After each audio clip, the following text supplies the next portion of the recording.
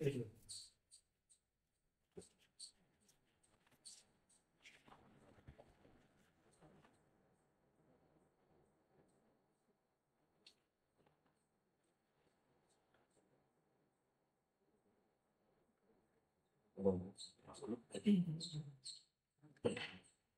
గురుర్బ్రహ్మ గురుర్విష్ణు గురుర్దేవో మహేశ్వర గురు సాక్షాత్ పరం బ్రహ్మ తస్మై శ్రీ గురవే నమః. శృతిస్మృతిపురాణానాం ఆలయం కరుణాలయం నమామి భగవత్పాదశంకరం లోకశంకరం శంకరం శంకరాచార్యం కేశవం బాదరాయణం సూత్రభాష్యకృతౌ వందే భగవంతౌ పునః పునః.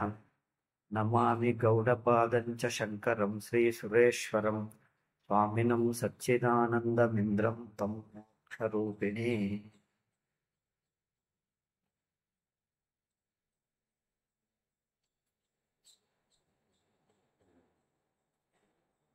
సత్తా ఉనికి స్వరూపం గురించి విచారిస్తున్నాం. అంటే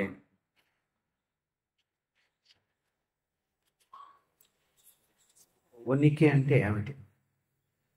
ఇంతవరకు చెప్పిన విషయంలో ఉనికి అంటే నిర్వచనం చెప్పాం. అవి వినిపిస్తుంది, కొంచెం ప్రతిధ్వని అవుతుంది. ఉనికి అంటే ఇప్పుడు బాగుందా లేదా? వినిపిస్తుందా?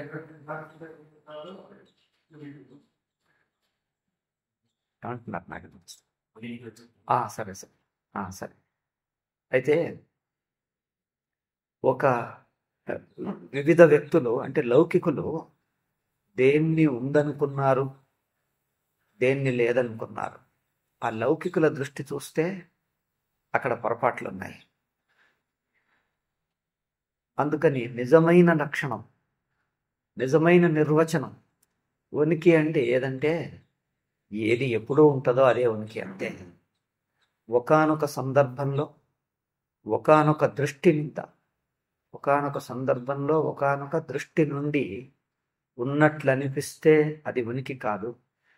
ఏది ఎప్పుడూ ఉంటుందో, దేని ఉనికి ఎవరు ఎప్పుడు ఎక్కడ ఏ రీతిగాను కాదన రాదో అది ఉంది గనకనే ఉనికి అంతే. ఎప్పుడు చూసినా అది ఉండటమే.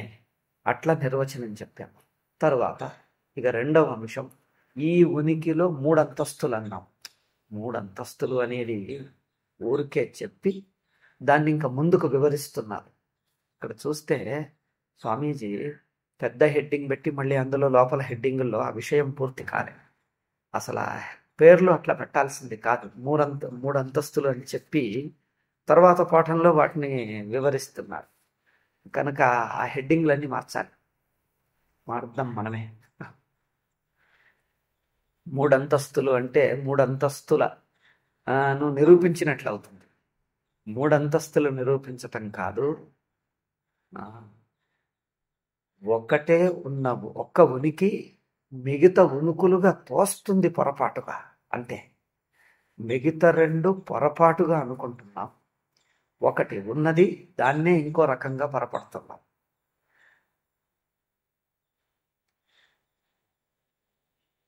అయితే ఇక్కడ ఆత్మ ఉనికే వ్యావహారిక సత్తా, పారమార్థిక సత్తగా కనిపిస్తుంది. ఇప్పుడు ఒక చోట అంటే ఇప్పుడు ఈ కింది పాఠంలో మూడు అంతస్తుల సత్తా అని చెప్పి ఆ పేర్లెత్తకుండా తర్వాత పాఠంలో ఈ ఒక్క సత్తనే మిగతా వాటిగా కనిపిస్తుంది అంటున్నాడు. కానీ ఈ పేర్లెత్తటాన్ని కనుక ఇది వేరు అది వేరు అనిపిస్తుంది. మీరు అన్నారుగా ఈ పారమార్థిక సత్తనే సత్తా, మిగిలిన 2 సత్తలు కావు అని అనాల్సింది అని. ఆ మాటే అంటున్నారు కానీ ఆ మాటలే ఏమిటి ఇక్కడ తర్వాత చూడండి. ఆత్మన ఇరవే అనాత్మదಲ್ಲಿಯೂ కానిసిಕೊಳ್ಳುತ್ತದೆ అంటే అర్థం ఏమిటి? అవస్థల్లో కనిపించే ఉనికి ఈ ఒక్క సత్తనే మిగతా అవస్థలుగా కనిపిస్తుంది అనేది తర్వాత పాఠంలో అంటున్నారు. ఈ పదజాలం మార్చేశారు, అందుకని ఇక్కడ చెప్పలేదు అనిపిస్తుంది. అవే ఇక్కడ చెప్తున్నారు. పారమార్థిక సత్తా ఒకటే. ఇంకోటి పారమార్థికం అంటే ఇట్లా ఊహించుకోకూడదు. ఇప్పుడు మనం వ్యవహారంలో ఉన్నాం. పారమార్థికం అంటే అది ఎప్పుడో రేపు వస్తుంది, తర్వాత వస్తుంది, వేరే ఉంటుంది, జ్ఞానులకు తెలుసు అని. అట్లా కాదు. పరమార్థం అంటే వైకుంఠంలాగా అక్కడుంటుంది, వ్యవహారం ఇక్కడుంటుంది అని. అట్లా కాదు. ఇప్పుడు చూస్తున్న ఈ ఉనికిలోనే ఇప్పుడే ఇక్కడే ఎప్పుడూ ఉన్నది. అయితే ఇప్పుడు మన అనుభవంలో ఒక అంశం ఒక పొర తొలగిపోతుంది, ఒకటి మాత్రం ఎప్పుడూ ఉంటుంది. ఇప్పుడు ఉదాహరణకి ఇదే తీసుకోండి. ఇప్పుడు ఈ వస్తువు పెన్ను ఉన్నది అన్నాం. పెన్ అంటే ఏమిటి? కళ్ళకు కనిపించే రంగులు. కళ్ళకేమో రంగు, ఆకారము, స్పర్శ ఇవి కనిపిస్తాయి. ఇక మనస్సుకు ఇక్కడ, ఇప్పుడు అనే దేశకాలాలు కనిపిస్తాయి. ఒకటి రంగులు, ఆకారము, స్పర్శ. రెండవది ఇప్పుడు, ఇక్కడ అనేటువంటి దేశకాలం. మూడవది ఇది ఉన్నది అన్న ఉనికి. అయితే ఈ మూడు మనకు ఒక్కటిగా కనిపిస్తున్నాయి. అవునా? ఈ మూడు మించిన పెన్ను ఉన్నది అంటే ఒక్క వస్తువు అయిపోయింది అంటున్నాం. పెన్ను ఉన్నది రెండుగా లేవు, ఒకటే ఉంది. అయితే ఇక్కడ ఇంద్రియ స్థాయిలో రంగులు, ఆకారాలు, స్పర్శ కనిపిస్తుంది. ఇంద్రియ స్థాయి. ఇంద్రియ అభిమానం వదిలేస్తే, అంటే కళ్ళు మూసుకుంటే ఇంద్రియ అభిమానం వదిలి లోపలికి మనస్సు స్థాయిలో చూస్తే ఇక్కడ, ఇప్పుడు అంతే కనిపిస్తుంది. మనస్సును వదిలేస్తే ఉనికి మాత్రం. అది ఎక్కడ కనిపిస్తుంది? కనిపించదు. అది తాను అయి ఉంటుంది. అంటే మనస్సును వదలగా ఏ తానున్నాడో ఆ తాను పెన్ను ఒకటే అయింది. ఇప్పుడు ఈ పెన్ను ఉనికి ఎవరో కాదు, ఈ చూస్తున్న వాడే ఆ పెన్ను యొక్క ఉనికిగా ఉన్నాడు. ఇప్పుడు ఎదురుగా వస్తూ ఉంది, ఇది పెన్ను ఉంది, పెన్ను తీసేసాం, చెయ్యి ఉంది, చెయ్యి తీసేసాం, ఏముంది అంటే ఇక చూస్తున్నవాడిని ఉన్నాను. చూస్తున్నవాడు ఉన్నాడా? లేదు. అక్కడ అవన్నీ బొమ్మలు ఉన్నాయి, అవి ఒకటి ఒకటి అయిపోయాయి. ఈ బొమ్మ అయిపోయింది, ఆ బొమ్మ అయిపోయింది, గది అయిపోయింది. ఇప్పుడు ఏముంది అంటే ఏం లేదంటాడు. ఏం లేదు కాదు, తానున్నాడుగా. తనలోనే ఇవన్నీ తోచాయి. ఒకటి ఒకటి తీసేస్తూ ఇప్పుడు స్వప్నం కన్నాడు. కనీ స్వప్నం తీసేస్తే ఏమైంది అంటే ఏం లేదని కాదు, చూస్తున్నవాడు ఉన్నాడుగా. ఏ తెలివిలో, ఏ సాక్షిలో తోస్తుందో వేడున్నాడు. అట్లా పలక ఉంది. ఇంకో ఉదాహరణ, పలక మీద ఏదో బొమ్మలు, అక్షరాలు రాసాం, అది తుడిచేసాం, అన్ని తుడిచేసాక ఏం మిగిలిందంటే ఏం లేదు అంటాడు. ఏం లేదంటే పలక ఉందిగా. పలక మీద అక్షరాలు చూస్తున్నాం, ఇవన్నీ తుడిచేస్తే పలక మిగిలింది. అట్లా అందుకని ఇప్పుడు పెన్ను అంటే ఆకారము, రంగు. దీని తర్వాత దేశం అంటే ఇక్కడ, ఇది అంటున్నాం కదా. ఇక్కడ, ఇది అంటే జ్ఞాతనేమో చూస్తున్నాడు, జ్ఞేయమేమో చూడబడుతున్నది. జ్ఞాతాజ్ఞేయంలో అహం, ఇదం, నేను, ఇది, ఈ రెండున్నాయి. అక్కడ ఇది అనేది తీసేస్తే ఇటు నేను పోతుంది, ఇది అనేది తీసేస్తే ఇటు నేను పోతుంది. కనుక నేను, ఇది, ఈ రెండిటికి ఆధారం ఒక్క సాక్షి. ఆ ఒక్క సాక్షే ఇటు నేనుగా, అటు ఇది అన్నట్టుగా రెండుగా విడివడి తోస్తున్నది. అందుకోసం ఈ పెన్నులోంచి ఇంద్రియ స్థాయికి కనిపించే రూపము, స్పర్శ తీసేస్తే ఇది అన్నది కనిపిస్తుంది. ఇప్పుడు పెన్ను ఏమిటప్ప అంటే ఇది. ఆ ఇది ఇప్పుడు పుస్తక ఆకారం వేరు, పెన్ను ఆకారం వేరు, టేబుల్ ఆకారం వేరు.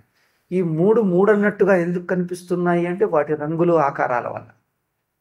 అవునా? అయితే ఈ రంగులు, ఆకారాలు తీస్తే మూడింటికి ఒకటే అవుతుంది. ఇది అనే మాట మూడింటికి ఒకటే పేరు. అంటే ఇంద్రియ స్థాయి నుంచి మనస్సు స్థాయికి పోతే ఇది అనేది ఒకటే ఉంటుంది. ఇదికి తేడా ఏమిటి అంటే అంతయు ఇది అనేది జ్ఞేయం, తెలుస్తున్నది, అదొక్కటే. ఇది పెన్నుగా తెలుస్తున్నది, తెలియబడుతున్నది, పుస్తకంగా తెలియబడుతున్నది, టేబుల్గా తెలియబడుతున్నది. అంటే దేనిగా తెలియబడుతున్నదో అది ఇంద్రియంతో తెలుస్తుంది. అయితే పెన్నుగా, పుస్తకంగా, టేబుల్గా అంటున్నాం. అయితే పెన్ను ఆకారము, పుస్తక ఆకారము, రంగులు, టేబుల్, ఇవి మూడు తొలగితే అంటే ఇంద్రియ స్థాయి వదిలేస్తే, తొలగిస్తే అంటే అర్థం ఏంటిది? ఇంద్రియాభిమానం వదిలి లోపలికి చూస్తే అంటే ఏమిటి? మనస్సుతో మాత్రం చూస్తే అప్పుడేమవుతుంది? తెలుస్తున్నది ఒకటే అవుతుంది. ఏమని తెలుస్తున్నది? ఏమని కాదు, తెలియబడటమే జ్ఞేయం. ఇది అంతే. ఇది అనే తెలుస్తున్నది. అవునా? ఇప్పుడు దూరంగా ఉన్న వస్తువు, ఇప్పుడు ఇక్కడ ఏమంటాం, రాయదుర్గంలో ఉంటే ఈ ఊరు అంటాం, ఇంకా పోతే ఇంకా అంటాం, ఇంకా ఏమంటే ఏవో ఉన్నాయండి ఊర్లు తెలియవు అంటాడు. అంటే ఏదో ఉన్నది కానీ తెలియదు అంటే ఏమిటి? ఏమని ఇదా అదా ఇట్లనా అట్లనా అని వివరంగా తెలియదు, ఉన్నది అని సామాన్యంగా తెలుసు అంతే. ఆ సామాన్య తెలివిని ఉన్నది ఇది అన్నాం. అది ఏమని డీటెయిల్ అంటే కళ్ళతో చూశాక చెప్తామంటాడు. అక్కడ ఏముంది అంటే ఉన్నది అని అంటాడు. ఏమంటే ఏమో చెప్పరాదండి చూశాక చెప్తానంటాడు. చూడకముందు ఉన్నది అనే తెలుస్తుంది, అంటే ఇది అంతే తెలుస్తుంది. మనస్సుతో ఇంద్రియాలతో దాని వివరాలు తెలుస్తాయి. ఇంద్రియాభిమానం పట్టుకొని ఇంద్రియ స్థాయి నుంచి చూస్తే దాని రంగులు ఆకారాలు వివరంగా, ఇంద్రియాభిమానం వదిలితే తెలుసుకుంటున్నవాడు తెలియబడేది అంతే. ఏమని తెలుస్తుంది తెలియదు, నేను తెలుసుకునేవాడిని అంతే. ఇప్పుడు ఇంకా ఆ మనస్సు అభిమానం కూడా తీసేస్తే నేను ఫలానా తెలుసుకుంటున్నవాడిని అనేది పోతుంది, ఇగో తెలుస్తున్నది ఇది అనేది పోతుంది. ఇది పోతుంది, తెలుసుకునేవాడు పోతాడు, పొట్టి ఉనికి మాత్రం ఉంటుంది. అది ఎవరు అంటే ఎవరూ లేదు, అది తాను, చూడబడేది తానే, చూసేది తానే, రెండు ఒకటైపోయాయి.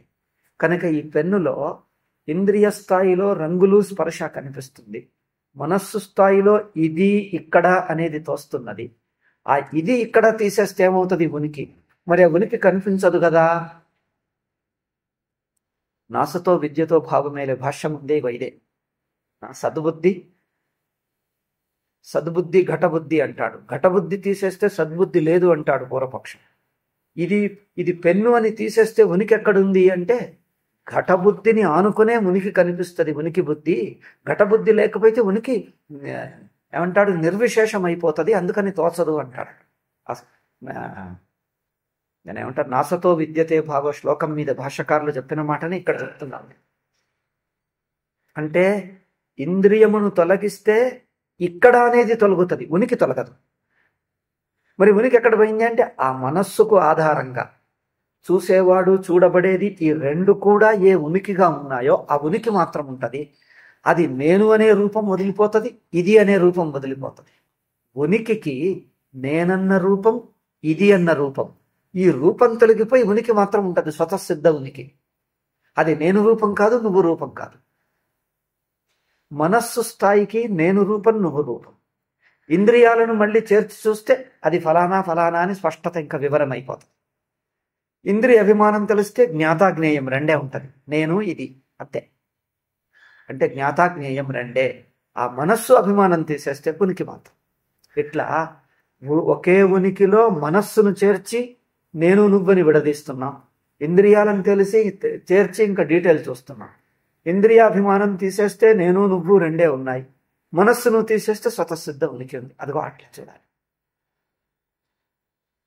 అయితే అక్కడ ఇప్పుడు ఈ పెన్నులో ఉన్నది అనేది దేంతో తెలుస్తున్నది? ఈ పెన్ను ఉన్నది అనేది ఇంద్రియంతోనా? కాదు, మనస్సుతో. ఇక్కడ ఇప్పుడు ఇది అనే తెలుస్తుంది, ఉనికి తెలియదు. ఉనికి పెన్నున్నది అనే దాంట్లో ఉనికి శబ్ద అంటే రూపము, రంగులు, స్పర్శ ఇంద్రియం ద్వారా తెలుస్తుంది.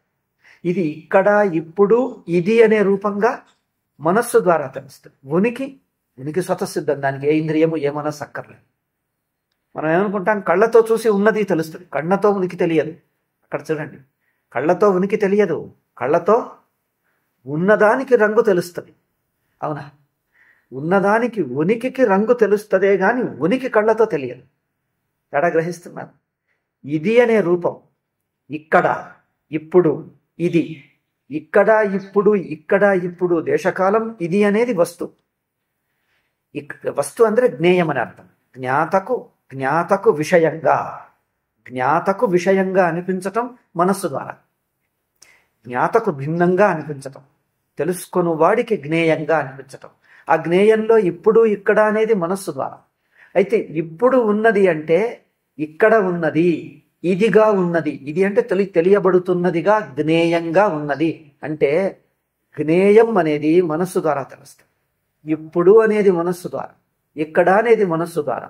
మనస్సు తొలగిస్తే ఇప్పుడు తొలగుతుంది, ఇక్కడ తొలగుతుంది, విషయత్వం తొలగుతుంది, జ్ఞేయం తొలగుతుంది. అంటే తెలియబడుట అనేది తొలగుతుంది. కానీ ఉనికి అట్లాగే ఉంటుంది.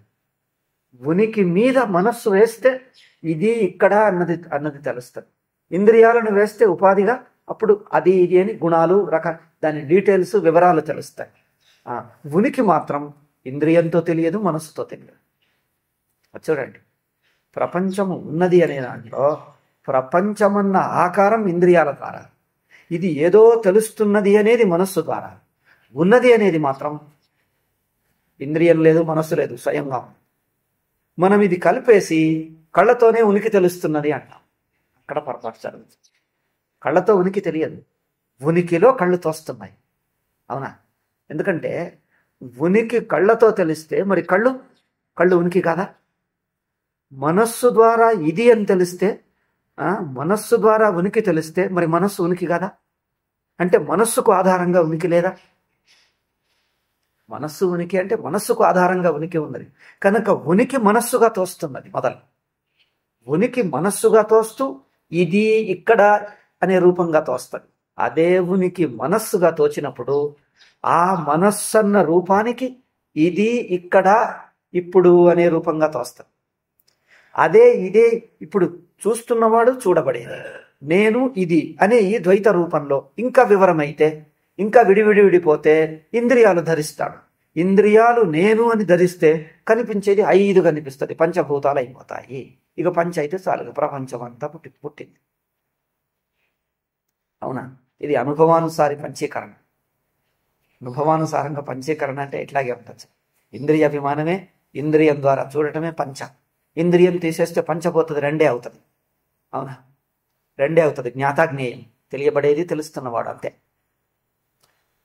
అయితే ఆ మనస్సును తీసేస్తే అంటే మనస్సుగా తోస్తున్నవునికి, ఇది అనే రూపంగా తోస్తున్నవునికి ఈ 2 అన్న విభజన తొలగి, జ్ఞాతృజ్ఞేయ విభజన తొలగి ఒక్కటిగా ఉంటుంది. ఒక్కటే ఉనికి, అఖండ ఉనికి, నిర్విభాగ ఉనికి. జ్ఞాతృజ్ఞేయమన్న విభాగరహిత ఉనికిలోనే అది ఎట్లా తెలుస్తుంది? అది ఎట్లా లేదు, అది స్వయం ప్రకాశం, స్వతసిద్ధం. దానికి మనస్సు అక్కర్లే. ఎందుకు? మనస్సే ఉనికిలో తెలుస్తున్నది. ఉనికి లేక తెలివి 2 ఒకటి. ఆ స్వయం ప్రకాశ ఉనికిలో, స్వయం ప్రకాశ తెలివిలో మనస్సు తోస్తున్నది. అంటే బంగారం ఆభరణంగా తోసినట్టు. మనస్సు అంటే ఎవరు? బంగారం ఆభరణంగా తోచినట్టు మన చైతన్యమే మనస్సుగా తోస్తున్నది. అధ్యాస దృష్టి అంతే. అంటే మనస్సు వచ్చిందంటే ఎక్కడి నుంచి వచ్చింది? బయట నుంచి తెచ్చి వేసుకున్నామా ఏమిటి? బంగారము ఆభరణంగా తోస్తున్నదంటే ఆభరణం బయట నుంచి తెచ్చి, బయట నుంచి వస్త్రాలు తెచ్చి మేకప్ వేసుకోవాలంటే, రాజు వేషం వెయ్యాలంటే అక్కడి నుంచి బట్టలు గుట్టించుకొని కిరీటం చేసుకొని వేసుకొని రాజు అంటాడు. బయట నుంచి తెచ్చి వేసుకోలే. ఆ నాటకంలో పాత్ర వెయ్యాలంటే బయట నుంచి తెచ్చి వేసుకుంటాడు, వేసుకొని రాజు వేషం ధరిస్తాడు. ఇక్కడ బంగారము ఆభరణం వేషం ధరిస్తుంది అంటే ఆభరణం ఎక్కడి నుంచి వచ్చింది? తన నుంచే. తన నుంచే అంటే అదెట్లా? తననే మొత్తం ఆకాశమును ఇంతే చూస్తున్నావంతే. అక్కడ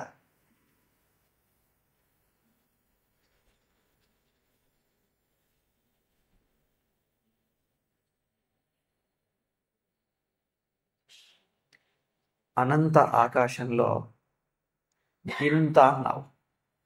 ఇప్పుడు ఇంత అన్న పరిమిత ఆకాశం, అనంత ఆకాశంలో ఇంత ఘటాకాశం కనిపిస్తుంది. ఇంత ఘటాకాశము బంగారులో ఆభరణంలా, రజ్జులో సర్పంలా, అంటే తాడును పాముగా చూసినట్టుగా అనంత ఆకాశమును ఇంత అని చూసావు. నువ్వు ఇంత అని చూసింది ఎక్కడి నుంచి వచ్చింది? అనంత ఆకాశము లోపల నుంచి వచ్చిందా, బయట నుంచి తెచ్చి దీని మీద వేశావు?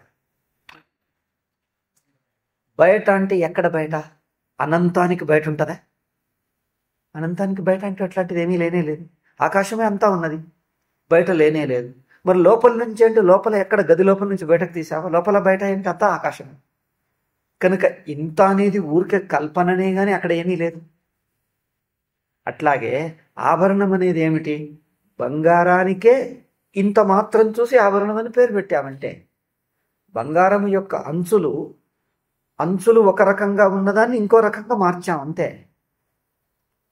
ఇంత మన్ను ముద్దను ఎత్తులు పల్లాలు మార్చాం అంతేగా. ఒక రకంగా ఉన్న ఇంత పచ్చి మట్టి ముద్దను తీసుకొని ఒకటి పొడుగ్గా ఉంటే దాన్ని ఇంకో రకంగా గుండ్రగా చేశావు. గుండ్రగా తెస్తే త్రిభుజం చేశావు, చతుర్భుజం చేశావు. అంటే ఏమిటి? ఎత్తులు పల్లాలు మారింది. అదే మన్ను ఏమన్నా అయిందా? ఎత్తున్న చోట పల్లం చేసావు, పల్లం ఉన్న చోట ఎత్తు చేసావు, ఉన్నదంతే. మట్టి ముద్ద ఏమన్నా అయిందా? మట్టి ముద్ద తూకం చూస్తే ఎంత ఉన్నదో అంతే ఉన్నది. బంగారం ఆభరణం అయితే తూకం చేస్తే ఆభరణం ఎక్కువైందా? తూకం ఎక్కువైందా? మరి తూకమే అంటారా? ఏమంటారు? చూస్తే ఎంత అవుతుందని అంతే ఉంటుంది. అంటే ఏం మారింది? ఎత్తులు పల్లాలు మారాయి. ఎత్తులు పల్లాలు బంగారంకి ఏమన్నా తేడానా? మనకు బయట నుంచి చూసేవాడికి ఇక్కడ ఎత్తు ఇక్కడ పల్లం అంటాడు. ఇప్పుడు ఏమిటి? మనిషి ఇలా ఉన్నాడు, మళ్ళీ చెయ్యి కాళ్ళు ముదురుకున్నాడు. అయితే అదే నేను ఎక్కువ తక్కువ అయిపోయానా? చేతులు చాచి ఇట్లా నిలబడ్డాడు, పొడుగ్గా కనిపించాడు, ముదురుకొని కూర్చున్నాడు. అప్పుడేమైంది? ఎత్తులు పల్లాలు మారాయి అంతేగా. అయితే నేను ఎక్కువ తక్కువ అయ్యానా? నా దృష్టికి నిలబడ్డానా కూర్చున్నానా నా దృష్టికి ఏమన్నా తేడా ఉందా? చూసేవాడికి కనిపిస్తాడు, పొడుగ్గా ఉన్నవాడు ఇట్లా ముదురుకునేసరికి ఇంత దగ్గరకు అయిపోయాడు. అయితే నా దృష్టికి నేను ముదురుకున్నానా దూరం అయితే నేనేమో అయ్యాను అనిపిస్తుందే. నేను ముందు ఒక తీరుగా ఉండేనండి, ఇప్పుడు నేను ఇంకేమో అయిపోయాను. నేను నా దృష్టికి అదే ఇదే నేను అటున్నా ఇటున్నా నాకేం తేడా లేదు. ఆ బయట చూసేవాడికే తేడా కానీ తన దృష్టికి ఏం తేడా లేదు. అట్లాగే మట్టి ముద్దను ముద్దగా చూడు, పొడుగ్గా చూడు, ఇంకేదో అంటే ఏమిటి, ఒక పళ్ళెంలాగా చూడు, ప్లేట్ లాగా. అదే ముద్దను ఇట్లా చూస్తే ఒక పెనంలాగా తయారు చేయి, లేకపోతే ముద్దలాగా చేయి, త్రిభుజంలా చేయి, చతుర్భుజంలా చేయి. అంటే ఏమైంది? ఆకారాలు మారింది. ఆకారం అంటే ఏమైంది? మట్టిలో ఏమన్నా మార్పు వచ్చిందా? దాని ఎత్తులు పల్లాలు మారాయి. ఎత్తులు పల్లాలు మారితే దానికి ఏమైనా మార్పా? ఎత్తులు పల్లాలు చూసేవాడి దృష్టికే కానీ మన్నుకేమిటి? అట్లా బంగారంలో ఆభరణం అంటే, తాడులో పామంటే, మట్టిలో ఆకారాలంటే ఇంతే. లేక మనమే కూర్చున్నా నిలుచున్నామా అంటే ఏమిటి? అన్ని భంగిమలు చెయ్యి ఇట్లా దాచాం, ఇప్పుడు ఎందుకు ఇట్లా చేస్తే ఒక రకంగా ఉంటాడు, ఇట్లా చేస్తే ఒక రకంగా ఉంటాడు. అయితే ఏమైంది? అది తనకే తానే తన దృష్టికి తేడా లేదు. ఇట్లున్నా నా చెయ్యికి ఎక్కువ తక్కువ లేవు. అంటే బాహ్య దృష్టికి ఎత్తులు పల్లాలు ఎక్కువ దగ్గరగా అనిపిస్తాయి అంతే. అంటే అంచు ఉన్న వస్తువు అంచులు మారుస్తుంది. అంటే ఆకాశంలో ఆక్రమించుకున్న స్థలంలో మొత్తం స్థలం అంతే ఉంటుంది. ఇప్పుడు మీరు లెక్క చూస్తే ఇన్ని చదరపు సెంటీమీటర్లు అని లెక్క వేస్తారుగా. గుండ్రగా ఉన్నా లేక వెడల్పుగా ఉన్నా దాని మొత్తము చదరపు సెంటీమీటర్ వైశాల్యం అంతే ఉంటుంది. అవునా? త్రిభుజం కావచ్చు, చతుర్భుజం కావచ్చు. మీరు అంత మాత్రం రేఖాగణితం వస్తుంది అనుకుంటారు. త్రిభుజం కానీ, చతుర్భుజం కానీ, గుండ్రగా కానీ, పొడుగ్గా కానీ మీరు 4 తీసి దాని వైశాల్యం చూస్తే అంతే ఉంటుంది. ఎందుకు? అంచంతా ఒకటే. ఇప్పుడు ఎంత ఉంటుందో మూసిన వైశాల్యం అంతే ఉంటుంది, ఎక్కువ తక్కువ లేకుండా. దాని తూకం అంతే ఉంటుంది, వైశాల్యం అంతే ఉంటుంది. మరి ఆయన ఇప్పుడు మార్పు ఏం జరిగింది? ఇటు చూసేది ఇటు చూస్తున్నాం అంతే. చూపు దృష్టే మారింది కానీ వస్తువుకి ఏం మార్పు లేదు. అట్లా అందుకోసం అదే తాడు పామని తోస్తున్నాం, లేక అదే బంగారం ఆభరణంగా, అదే మట్టి ముద్ద వివిధ ఆకారాలుగా, అట్లా అదే ఉనికిని మనస్సుగా అంటున్నాం. మనస్సు అంటే బయట నుంచి వచ్చింది కాదు, ఆత్మ ప్లస్ మనస్సు అని ఆత్మకింత ఎక్కువగా. మరి ఇప్పుడు అధ్యాస అంటున్నాం, ఆభరణం మట్టిలో ఆకారాలు అంటున్నాం, బంగారంలో ఆభరణాలు అంటున్నాం. అంటే అవి బంగారంకు అదనంగా ఆభరణాలు కనిపిస్తున్నాయా? ఇప్పుడు 10 సంఖ్యను 5+5 అని విభజించాం, 6+4 అని విభజించాం, 7+3 అని విభజించాం. ఈ 3 విభజనలు ఏమయ్యాయి? 3 భిన్న భిన్నం. 5+5, 6+4, 7+3, ఇంకోటి ఏమిటి 9+1, 4 ఆకారాలు ఎత్తాయి. 10 అన్న సంఖ్య 4 ఆభరణాలు ఎత్తింది. ఈ 4 ఆకారాలు 4 ఆకారాలు అంటే 4 విభజనలు. 4 విభజనలు 4 ఆకారాలు. ఈ 4 ఆకారాలు 10 నుంచి బయట నుంచి వచ్చి అంటుకున్నదా అదనంగా, లేక లోపలనే ఉందా? లోపలికి బయటకి అంటే అదనంగా ఏమీ పెరగలే. అట్లా ఇప్పుడు రజ్జులో సర్పం అంటే, బంగారంలో ఆభరణం అంటే ఎట్లా చూడాలి అంటే ఆకాశంలో ఘటాకాశంలాగా. ఆకాశం లోపలనే, బయట ఏం కాదు. అట్లాగే 10లో 7, 3, 6, 4, 5, 5 అని విభజిస్తే ఈ విభజనలు ఎక్కడున్నాయి? బయట నుంచి రాలే, అదనం కాదు. మొత్తంలో 10కి దాటదు, 10 లోపలనే ఉంటాయి. అట్లాగే ఆభరణంలో ఆకారాలన్నీ దాంట్లోనే ఉన్నాయి. అంటే బంగారంలో ఆభరణాలన్నీ బంగారంలోనే ఉన్నాయి కానీ అదనంగా బయట నుంచి రాలే. దాని వైశాల్యం తూకంను దాటదు, దాని మొత్తం వైశాల్యం మొత్తం తూకం దాటదు. అట్లాగే ఒకే ఆకాశాన్ని గదులు గదులు గదులు గదులు 100 గదులుగా విభజిస్తే 100 గదులన్నీ ఆకాశంకు అదనం అవుతాయా? 100 గదులు గదులు గదులు విభజించాం ఆకాశాన్ని, వందల గదులు విభజిస్తే ఈ వందలు కలిసి ఆకాశము ప్లస్ గదులు అని అదనం అవుతాయా? అందుకే అధ్యాస అంటే ఇంకేదో అదనంగా వచ్చిందని భావించరాదు. అధ్యాస అంటే అదనం కాదు. అందులోనే 5, 5, 6, 4 విభజిస్తే ఏమైంది? నేను 6, 4 అన్నా ఇప్పుడు అదే 100 రూపాయల నోటు నీకు 10 రూపాయల నోట్లు 10 అవుతాయి, 50 రూపాయల నోట్లు 2 అవుతాయి, 20 రూపాయల నోట్లు 5 అవుతాయి, ఒక్కొక్క రూపాయి నోట్లు 100 అవుతాయి. దీంట్లో ఏం తేడా వచ్చింది? ఇది అధ్యాస. అధ్యాస అంటే ఎట్లా చూడాలి? భ్రమ అంటే ఎట్లా చూడాలి? ఒకే ఉనికిలో 3 అవస్థలు అంటే ఇట్లా చూడాలి. 1 + 3 దానికి అదనంగా 3 అని చూడకూడదు.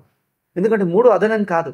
ఇప్పుడు 100 రూపాయలు ఉన్నాయి, 2 50 నోట్లు అంటే 100 రూపాయలు 1 అయింది, 2 అంటే 2 అయ్యింది అండి. 50లు 2 అయ్యాయి, 20లు 5 అయ్యాయి. ఈ 5 అంటే 100 కంటే ఎక్కువైందా ఏంటి? ఎక్కువేం లేదు. ఆ 100లోనే ఇవన్నీ కల్పనలు అంతే. నువ్వు 50, 50 అని చేసినా, 20 నోట్లు 5 చేసినా, 10 నోట్లు 10 పెట్టినా, ఒక రూపాయి 2 రూపాయి నోట్లు 50 పెట్టినా, 1 రూపాయి నోట్లు 100 పెట్టినా, ఇవన్నీ ఏమిటి? ఒక్క 100లోనే జరుగుతున్న రకరకాల కల్పనలే. కల్పన 100ను మార్చిందా? అధ్యాస అంటే ఇట్లా, భ్రమ అంటే ఇట్లా. దాన్నే ఇటు కలిపి చూస్తున్నాం. ఒకడు 50, 50 చూస్తే ఒకడు 10, 10 చూస్తాడు. ఏం మందకేమి తేడా లేదే. నువ్వు చూసే తీరులో మారినా ఉన్న వస్తువు అదే ఉంది. అట్లా అందుకోసం ఒకే వస్తువును, ఒకే పరమార్థను రకరకంగా చూస్తున్నామంటే ఇప్పుడు ఏమన్నాం? ఇది ఇప్పుడు వ్యావహారిక సత్తా, ప్రాతిభాసిక సత్తా అంటే ఏమిటి? 100 రూపాయలు పారమార్థిక సత్తా. దాన్ని 20 రూపాయల నోట్లు 5 చూసాం, 10 రూపాయల నోట్లు 10 చూసాం. అయితే ఇప్పుడు ఏమైంది? ఈ 20 రూపాయల నోట్లు 5 చూస్తే వ్యావహారిక సత్తా, 10 రూపాయల నోట్లు 10 చూస్తే ప్రాతిభాసిక సత్తా. ఈ 2 సత్తలు 100 కంటే వేరు ఉన్నాయా? అదే దాన్ని ఊరికే అటు తిప్పి చూడటంలో అటు ఇటు మారుస్తున్నా ఉన్నది అదే. అదనంగా కొత్త సత్తా వచ్చిందా ఏమిటి? అంటే 100 కంటే ఎక్కువైందా? అదేం లేదు. సత్తా ఉనికి ఎక్కువ కాలే, మొత్తం ఉనికి ఒకటే. అఖండం అనంతం ఒక్కటే. దాంట్లో కల్పనలు చేస్తే ఏమీ కాలేదు, అంతే ఉన్నది. కల్పన నువ్వు చేసుకున్నా దానికి అంతే ఉన్నది. చూసేవాడికి కల్పన అనిపిస్తున్నా ఉండే వస్తువు అంతే ఉన్నది. ఏమీ మారలే, పెరగలే తరగలే. అందుకని బంగారం ఆభరణం చేస్తే ఆ ఆభరణాలు మళ్ళీ బంగారం చేస్తే మనం ఎక్కువ తక్కువైందా? తూకంలో తేడా లేదు, వైశాల్యంలో తేడా లేదు. అందుకే దాన్ని త్రిభుజం జై. మట్టిది చూడండి మీరు, అది ఆ రేఖాగణితం అది బాగుంది. అదే మన్నును త్రిభుజం జై, చతుర్భుజం జై, ఇంకేదో గుండ్రగా చెయ్యి, మళ్ళీ తర్వాత పొడుగ్గా చెయ్యి, అంటే ఒక బిళ్ళలాగా చెయ్యి. ఎట్లా చేసినా దాని వైశాల్యంలో ఎక్కువ తక్కువ లేనే లేదు. మట్టి దృష్టికి తనకేం తేడా లేదు. బయటి దృష్టికి చూపులోనే తేడా కానీ ఉనికిలో తేడా కాదు. అట్లా ఒకే ఉనికిని రకరకాలుగా చూసింది కల్పననే గాని వాస్తవికం కాదు. కల్పన వస్తువును మార్చదు. కల్పన వస్తువును మారుస్తుందా? వ్యక్తి ఇక్కడ ఉన్నాడు, నేను లేడనుకున్నా. లేని వ్యక్తి వచ్చాడనుకున్నా, ఇక్కడే ఉన్నాడనుకున్నా, తర్వాత చూస్తే లేడు. దీనివల్ల వస్తువుకి ఏమన్నా మారిందా? ఉన్న వస్తువు లేదనుకుంటే, లేని వస్తువు ఉన్నదనుకుంటే వస్తువు అట్లాగే ఉంటుంది. నా అనుకోవటంలో దానికేం తేడా లేదు, అది అట్లాగే ఉంటుంది. నా అనిపించటంలోనే నా మనస్సుకే తేడా. అట్లా ఇక్కడ పెన్నును ఉనికి అంటే పెన్ను యొక్క రంగులు స్పర్శలనే ఇంద్రియ స్థాయి నుంచి చూస్తున్నాం. మనస్సు స్థాయి నుంచి చూస్తున్న జ్ఞాత, చూడబడుతున్న జ్ఞేయం అని చూస్తున్నాం. ఆ మనస్సును ఉపసంహరిస్తే అంటే ఏమిటి? జ్ఞాతాజ్ఞేయమన్న విభాజనను తొలగిస్తే వృత్తి లేకుండా పోతుంది. వృత్తిరహితమైనది ఉనికి. వృత్తిరహితమైనది ఏమీ అనరాదు. ఏమీ అనరాంది లేదంటాడు చూడండి. ఏమీ అనడానికి లేదు అనాలన్నా వృత్తే కావాలి. ఉన్నది అన్న వృత్తే, లేదన్నా వృత్తే. లేదన్న వృత్తి లేదు, ఉన్నదన్న వృత్తి లేదు, వృత్తే లేదు. స్వయం సిద్ధ ఉనికి అంతే. ఆ ఉనికి మనస్సుకేమో ఉందన్నట్టుగా లేదన్నట్టుగా తోస్తున్నది. ఉందన్న వృత్తిగా లేదన్న వృత్తిగా ఒకే ఉనికి. అదే ఉనికిని ఉందన్న వృత్తిగా, అదే ఉనికి లేదన్న వృత్తిగా, ఈ 2 వృత్తులకు ఆధారం అదే. తనకు 2 లేవు. ఉంది అనరాదు, లేదు అనరాదు, ఉండటమే. ఉండటం వేరు, ఉంది అని అనిపించటం వేరు. అనిపించటం వృత్తి, అవునా? అనిపిస్తున్నది వృత్తి, ఉండటం అనిపించదు. అనిపించటం కంటే ఎక్కువ దాటి ఉండదు. అనిపించటం, అనిపించకపోవటం. అనిపించటానికి విరుద్ధం అనిపించకపోవటం. ఒక వృత్తికి ఇంకో వృత్తి విరుద్ధం. అనిపిస్తున్నది ఒక వృత్తి, అనిపించటం లేదు ఇంకొక వృత్తి. ఉనికి మాత్రం ఏమీ ఉండదు. అది అనిపించదు, ఇది అనిపించదు. ఉన్నది అనిపించదు, లేదనిపించదు. అనిపించటాలు వృత్తి. రెండు వృత్తులు లేవు. స్వయం ఉనికి. ఆ స్వయం ఉనికిలో ఇప్పుడు అదే ఆకాశం తీసుకోండి. అన్ని గీతలు గీశాడు, అన్ని ఆకారాలు చేశాడు. అన్ని ఆకారాలు తుడిచేస్తే చివరకు బ్లాక్ బోర్డు మిగిలినట్టుగా ఆకాశం మిగులుతుంది. ఆకాశంలోని కల్పనలు. ఈ కల్పనలన్నీ తీసేస్తే స్వయం ఆకాశం తీయరాదు, అది ఎప్పటికీ ఉంటుంది. అందులో కల్పనలు. అట్లా ఉనికిలో మనస్సు వల్ల చూస్తున్నవాడు చూడబడేది, ఈ వింటున్నవాడు వినబడేది. ఈ వింటున్నవాడు శ్రోత శ్రావ్యం. వింటున్నవాడు వినబడేదానికి ఆధారం ఎవరు? ఆ ఉనికి. ఈ శ్రోత వక్తకి ఆధారం ఎవరు? ఆ ఉనికి. ఉనికిలోనే శ్రోత, ఉనికిలోనే వక్త. కొందరు ఇస్పిట్ ఆట ఆడతారు. మీరు ఇస్పిటి అంటారా, మీరేమంటారు? పేకాట. ఆట ఆడితే ఆడదామంటే ఇద్దరు కావాలి, అవునా? వాడికి వెయ్యాలి, వీడు ఉండాలి. ఇద్దరు ఆట ఆడదామంటే ఎవరో ఇంకెవరన్నారు, నాకు తీరిక లేదు, మేము ఆడమన్నారు. అందరు ఏదేదో పనులు ఉన్నాయి, నేడు రేపు పనులు వదిలిపెట్టి ఆట ఆడతారు. కానీ అక్కడ ఎవరో ఒకసారి అట్లా జరిగింది. ఏమిటంటే ఆడటానికి నాకు టైం లేదన్నాడు. నువ్వు ఇంకెవరినో చూసుకో అన్నాడు. ఎవరూ దొరకలే ఆట ఆడటానికి. చివరి ఏం చేశాడు? రమ్మి ఆట వాడే వేశాడు. ఆ పక్కకు వేశాడు, ఈ పక్కకు వేశాడు, అవునా? ఇక వీడు ఎత్తుతాడు. ఎత్తి చూసి ఏం చేస్తాడు? ఏదో ఒక ఆకు అక్కడ వేస్తాడు, ఇది పక్కకు పెడతాడు, మళ్ళీ దాన్ని ఎత్తుతాడు, మళ్ళీ దాన్ని ఆట ఆడతాడు, మళ్ళీ పెడతాడు. చివరికి ఎవరు గెలిచినట్టు? తానే గెలిచినట్టు. ఓడింది ఎవరు? తానే. మరి ఎవరు అంటే తాను కాదంటాడు. ఆ పక్క వాడు ఓడాడు, ఈ పక్క గెలిచాడు. ఈ పక్క తానే, ఈ పక్క తానే. మన తేడా ఉందా? ఈ జేబులో మీకు డబ్బు ఉండే, ఈ జేబులోంచి తీసి ఈ జేబులో వేసుకున్నారు. ఈ జేబు ఖాళీ అయింది. మీకు డబ్బు పోయిందా, వచ్చిందా? ఈ జేబుకు డబ్బు వచ్చింది. మీకు రెండు జేబులు ఉన్నాయనుకోండి, ఈ జేబులోంచి తీసి ఈ జేబులో వేసుకున్నాం. డబ్బు వచ్చిందా, పోయిందా? మరి డబ్బు మారిందిగా. ఆ మార్పుకి అర్థమే లేదు. మార్పుకి ఏమైనా అర్థం ఉందా? మీకే రెండు బ్యాంక్ అకౌంట్లు ఉన్నాయి. ఈ అకౌంట్లోంచి ఈ అకౌంట్లో వేశారు. డబ్బు వచ్చిందా, పోయిందా? అవును, ఈ అకౌంట్లో పెరిగిందిగా. మరి ఈ అకౌంట్లో తరిగింది కదా. అవునండి, లాభము వచ్చింది, నష్టము వచ్చింది అంటారా? లాభం లేదు, నష్టం లేదు. ఇక్కడి నుంచి అంటే ఇక్కడి నుంచి ఇటు తిరిగినా అంతే, అక్కడి నుంచి ఇటు తిరిగినా అంతే. మొత్తం మీద లాభం లేదు, నష్టం లేదు. అంటే ఏది తిరగనే లేదు. తిరగటం అంటే మార్పు జరగనే లేదు. మరి మార్పు అన్నారుగా, ఊరిక కల్పన అంతే. అదే అన్నాం అధ్యాస అంటే. ఆ కల్పన వల్ల వస్తుతత్వానికి తేడా లేదు. మీరు గమనిస్తున్నారా ఈ పాయింట్? నాకేదో ఉపమానాలు మరీ ఎక్కువైపోతాయి, దృష్టాంతాలు. కొందరేమో మరీ ఎక్కువ చేస్తున్నారు అంటారు. మరి నాకు అది స్పష్టమైంది అని నాకు అనిపించాలి. మరి మీకు అర్థమవుతుందో లేదో. చెప్పేవాడికి ఇది స్పష్టమైంది అనిపించేదాకా 10, 20 దృష్టాంతాలు చెప్తాను. అప్పటిదప్పుడు వచ్చేస్తుంది అంతే. కనుక పోనీ దృష్టాంతాలన్నా మననం చేయండి, విషయం అర్థమవుతుంది. కనుక ఈ జేబులోంచి ఈ జేబులో డబ్బు పెట్టుకుంటే నాకు వచ్చిందంటాడా, పోయిందంటాడా? ఈ చేతిలోంచి ఈ చేతికి మార్చాను, పోయిందా, వచ్చిందా? అది ఉనికి అంటే అట్లా ఉంటుంది. ఉనికి రాదు, పోదు. మరి మారింది కదా అండి. పై మార్పుకు ఉనికికి ఏమన్నా తేడానా? ఇక్కడున్నది ఇక్కడ ఉంటే గడియారం పోయిందా? అవునండి, పోయింది, చేతిలో ఉన్నాయండి. మరి దీనికి వచ్చింది కదా. గడియారంకి ఏమన్నా అయిందా? గడియారం అట్లాగే ఉంది. ఇక్కడుంటే ఇక్కడుంటే, ఇక్కడుంటే గడియారం దృష్టికి నేనేమయ్యాను? నేను గడియారమే అనుకో. ఇక్కడి నుంచి ఇక్కడ పెట్టాను, ఇక్కడి నుంచి ఇక్కడ పెట్టాను. తనకేమైంది? నేనుగానే ఉన్నాను. ఉనికికి ఏమన్నా మార్పు వచ్చిందా? అఖండ అనంత సర్వవ్యాపక ఉనికిలో కల్పన. అది చూడు, ఇది చూడు, ఎటు చూసినా ఉనికి తానే తాను. తనకేమైంది? అట్లా మనము ఒక్కొక్క ముక్కగా ఈ చెయ్యే నాది అనుకుంటే అయ్యో పోయింది అని ఏడుస్తాడు. ఏమైంది? ఆ గడియారం ఈ చేతిలో ఉండే పోయింది అన్నాడు. ఇంకొకటి చూసి ఈ చేతిలో ఉన్నది కదా అంటే వచ్చింది అన్నాడు. అవునండి, వచ్చింది అన్నాడు. ఇప్పుడు వచ్చింది అన్నాడు. మళ్ళీ ఇటు అయ్యో పోయింది అన్నాడు. ఏమనాలి? ఈ చేతి చూసుకొని పోయింది అని ఏడుస్తే, ఈ చేతి చూసుకొని వచ్చింది అని సంతోషపడితే ఇది దుఃఖం, ఇది సుఖం. ఇది దుఃఖం, ఇది సుఖం. మరి దుఃఖం ఎక్కడ, సుఖం ఎక్కడ చెప్పు? నీ సుఖ దుఃఖాలకు అర్థం ఏమిటి? ఒక దిక్కు పోయిందన్నావు, ఇంకో దిక్కు వచ్చిందన్నావు. ఆ వచ్చింది చూసి సంతోషపడతాడు, పోయింది చూసి దుఃఖపడతాడు. మరి సుఖ దుఃఖ అతీతం ఆత్మ అంటే అర్థం ఏంటి?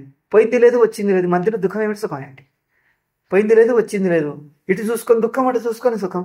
మరి రెండూ నీవే కదా. ఈ జేబులోంచి ఈ జేబులో చూస్తే అందరికి పోయి చెప్తాడు, నాకు ఈరోజు డబ్బు చాలా దొరికిందండి, ఇక చూడు ఈ జేబులో చాలా డబ్బు వచ్చిందన్న. సంతోషపడ్డాడు. మళ్ళీ కొద్దిసేపటికి చూసుకుంటే అయ్యో పోయిందని ఏడ్చాడు. నిజంగా ఏడ్చాడు. నిజంగా పోయిందండి, చూసుకోండి, కావాలంటే జేబు అంతా ఖాళీ అయిపోయింది, ఇందులో 1000 రూపాయలు పెట్టాను, మొత్తం పోయిందండి 1000 రూపాయలు. చాలా ఏడుస్తాడు. అప్పుడు ఏమనాలి? వాడి దుఃఖానికి సుఖానికి ఏమర్థం? అవి అట్లాగే. అందుకే మన వాళ్ళు సుఖ దుఃఖాలు కల్పితం అన్నారు, మిథ్య అన్నారు. మిథ్య అంటే ఏమిటి? ఇటున్నా డబ్బు ఉంటే పోయింది ఏమిటి, వచ్చింది ఏమిటి? ఒకే కల్పన. సుఖం ఏదో వచ్చినట్టు, దుఃఖం ఏదో పోయినట్టు. దుఃఖం అంటే పోయిందన్నట్టు, పోవటం వల్ల దుఃఖం వచ్చి మరి పోనే లేదే. అట్లా చూస్తే సుఖము లేదు, దుఃఖము లేదు. సుఖం అంటే కొత్తగా ఏదో లేనిది దొరికింది అన్న భావం లేదు, ఉన్నది పోగొట్టుకున్నానన్న భావం లేదు. అది సుఖదుఖ అతీతం అంటే ఈ రకంగా సుఖదుఖ అతీతం. అంతేగాని సుఖదుఖ అతీతం అంటే జడమని కాదు. రాయిలాగా సుఖదుఖాలు రెండూ లేకుండా ఉన్నది ఒట్టి జడము అని కాదు. అక్కడ సుఖదుఖ అతీతం అంటే నిండుతనం, పరిపూర్ణం, ఆనంద స్వరూపం అని అర్థం. అట్లా అంటే చిన్నగా ఉన్నవాడికి పరిమితుడికి పోయింది వచ్చింది అని అనిపిస్తుంది. పరిమితుడికి కొంత పోయింది అని, పరిమితుడికి కొంత దొరికింది అని. అనంతానికి సముద్రానికి నీళ్లు పోతాయా? సముద్రానికి కొద్దిక్కు వర్షం పడుతూనే ఉంటుంది. మొత్తం భూగోళం మీద ఎక్కడో ఒక చోట వర్షకాలం ఉంటూనే ఉంటుంది తెలుసా?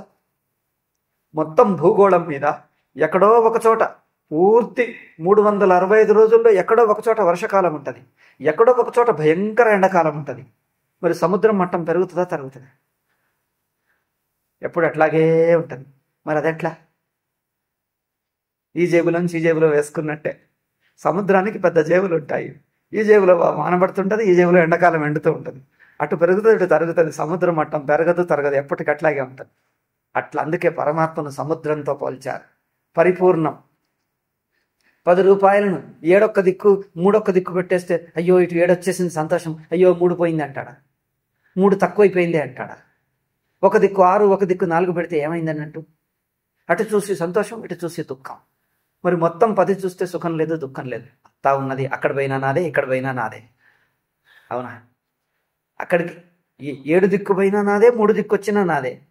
మరి రెండు కలిపి నేనుగా చూసినప్పుడు ఆ రెండింటిని కలిపిన అఖండ స్వరూపంలో సుఖం లేదు, దుఃఖం లేదు. పోగొట్టుకున్నది ఎవరు? నేను ఈ దేహం మాత్రం అంటే అయ్యో పరాయి వాడు తీసుకున్నాడు, నాది పోయింది అంటాడు. అది నేనే అంటే పోయింది ఎవరు? నువ్వు ఇచ్చింది నీ కొడుక్కో, నీ వాళ్ళకే, నీ ఇంట్లోనే ఇస్తే నీ ఇంకో అకౌంట్లో, బ్యాంక్ అకౌంట్లో వేసుకుంటే పోయింది అనిపిస్తుందే. అందుకే ఈ ఒక్క దేహాభిమానం వదిలినప్పుడు ఆ మిగతా ప్రాణులు, మిగతా మనుషులందరూ నేనే అయినప్పుడు ఇది తీసి వాళ్ళకిస్తే వాళ్ళు తీసి ఇక్కడికి వచ్చినా ఒక జేబులోంచి ఇంకో జేబులో వేసుకున్నట్టు విశ్వరూప పరమాత్మ ఈ జేబులోంచి ఆ జేబులో వేసినా, ఆ జేబులోంచి ఈ జేబులో వేసినా 2 జేబులు విశ్వరూపుడు జేబే. మరి ఎవరికి పోయినట్టు, ఎవరికి వచ్చినట్లు? అంటే పోలేదా రాలేదా అంటే జేబు దృష్ట్యా పోయినట్టే. ఒక్క జేబు దృష్ట్యా పోయినట్టు, ఇంకో జేబు దృష్ట్యా వచ్చినట్టే. మొత్తం వ్యక్తి దృష్ట్యా పోలేదు, రాలేదు. అట్లా దృష్టి భేదం చూడండి. అట్లాగే ఈ దేహం దృష్ట్యా నష్టం అవుతుంది. ఈ దేహం దృష్ట్యా ఆ వ్యక్తి తీసుకున్నాడంటే నాకు నష్టమే, నా అంటే ఈ దేహ దృష్టికి. మరి ఆ వ్యక్తి తీసుకుంటే ఆయనకు లాభం. కానీ అది ఇది కలిపినటువంటి విశ్వరూపంలో మొత్తం అవస్థగా తీసుకుంటే, మొత్తం అవస్థ చైతన్యంలో తీసుకుంటే ఎవరికి వచ్చింది, ఎవరికి పోయింది? అటుపైన నాదే, ఇటుపైన నాదే. అది నా చెయ్యే, ఇది నా చెయ్యే. ఇక్కడి నుంచి అటు అంటే నా చేతిలోంచి నా చేతిలోకే మార్చుకుంటే ఆట ఆడతాం చూడండి. ఇక్కడి నుంచి ఇటు, ఇక్కడి నుంచి ఇటు. పోయిందా, వచ్చిందా? పోయినట్టే, వచ్చినట్టే. ఏది పోలేదు, ఏది రాలేదు. అందుకే కల్పితం అన్నారు. అట్లా ఒకే ఉనికిని వ్యావహారిక అంటే అర్థం ఏమిటి? అదే బంగారము ఆభరణంగా బంగారం అంటే ఆభరణం అనిపిస్తున్న బంగారమే. ఆభరణం అంటూ తాను లేదు. ఆభరణం అనిపిస్తున్న బంగారమే. ఆభరణం ఎవరు అనిపిస్తారు? బంగారమే తోస్తాయి. ఆభరణంగా తోస్తున్నది బంగారమా? బంగారం కాకుండా ఇంకొకటి తోస్తుంది. ఆభరణం ఏమిటి? బంగారు ఆభరణం అంటామా లేదా? పాత్ర చేస్తే ఏం పాత్ర? మట్టి పాత్ర అంట. పాత్ర అన్నా, కుండ అన్నా మట్టే అంటున్నాం. అంటే మట్టే, కుండగా మట్టి. కుండగా ఎవరున్నారు? మట్టే ఉంది. కుండ అనేది గా అంటే తోస్తున్నది, ఉనికి కాదు. ఉనికి మట్టి. మట్టి ఉన్నది. ఎట్లున్నది? కుండగా ఉన్నది. కుండ అంటున్న రూపంలో ఉన్నది మట్టే. కుండ లేదు. మట్టి ఉన్నది, కుండ ఉన్నది అని 2 ఉనికులు చెప్పొచ్చా? మట్టి ఉన్నది, కుండ ఉన్నది, 2 ఉనికులు అయ్యాయి. మట్టే ఉన్నది, కుండ తోస్తాం. కుండ ఉండదు, ఉన్నది మట్టే. ఉండేది మట్టి, కుండ తోస్తుంది అంతే. అట్లాగే ఉనికి ఉంటది. ఈ నేనన్నది తోస్తుంది. నేనన్నది ఉనికి కాదు. ఇది అన్నది ఉనికి కాదు. ఇంద్రియాలు, ఇంద్రియ గోచరాలు తోస్తవి. ఇంద్రియం తోస్తది అంటే ఇంద్రియంగా తోచి ఇంద్రియ గోచరంగా తోస్తది. 2 తోచటాలే. నేను అన్నది బుద్ధిగా తోస్తూ నేనుకు ఇది అనేది తోస్తాం. అవునా? నేను కూడా తోచటమే, నేనుకు ఇది అనేది తోచటమే. ఉనికి తోచేది కాదు, ఉనికి ఉంటుంది. ఉనికి అంటే సాక్షి. నేనన్నది ఒక తోస్తున్న తీరు. ఎవరు? ఆ స్వతసిద్ధ ఉనికి నేను రూపంగా తోస్తున్నది, నువ్వు రూపంగా తోస్తున్నది. ఒకటే ఉనికి, ఒకటే సాక్షి తోచదు, సాక్షి ఉంటది, చైతన్యం ఉంటది. ఉన్నట్టి చైతన్యం నేనన్నట్టుగా అనిపిస్తుంది, నేనుకు ఆ నేను ద్వారా ఇంకొకటి అన్నట్టుగా అనిపిస్తుంది. నేనుగా అనిపించటం, నేనుకు ఇంకొకటి తోచటం, రెండు తోచటాలే, రెండు తోస్తున్న రూపాలే. నేననేది ఉనికి కాదు. ఎందుకు? సుషుప్తిలో నేనుగా లేదు, ఉనికి ఉన్నది. అంటే నేనన్నట్టు తోచకుండా ఉనికి ఉన్నది. అవునా? నేనన్న రూపంగా, నేను అనే ఒక రూపంగా తోచకుండా ఉనికి ఉన్నది. అందుకే సుషుప్తిలో ఈ నేనును మింగేసింది, ఉనికి ఉన్నది. ఆ ఉనికి జాగ్రత్తలో నేనన్న రూపంగా తోస్తూ ఆ నేను రూపం ద్వారా మిగతా ప్రపంచంగా తోస్తున్నది. రెండు తోచటాలే. నేను తోచటం అంటే ఆ ఉనికిలో ఉనికి నేనుగా అనిపిస్తుంది. అట్లా నువ్వు ప్రమాత ప్రమేయం రెండు తీస్తేనే తెలుస్తుంది. మూలా విద్యావాదులు అంటే వాళ్ళ ఉద్దేశం కాదు కానీ నోటి మాటలో వాళ్లకు అన్ఇంటెన్షనల్ ఉద్దేశంలో లేకుండా అనేస్తుంటారు. ఈ నేను విషయం ఎత్తరు. ప్రపంచమే అంటుంటారు. ఆ ప్రమాతకు సాక్షికి మధ్య తేడా వాళ్ళు స్పష్టం చెయ్యరు, వాళ్ళకు తెలియదని అనటంలే.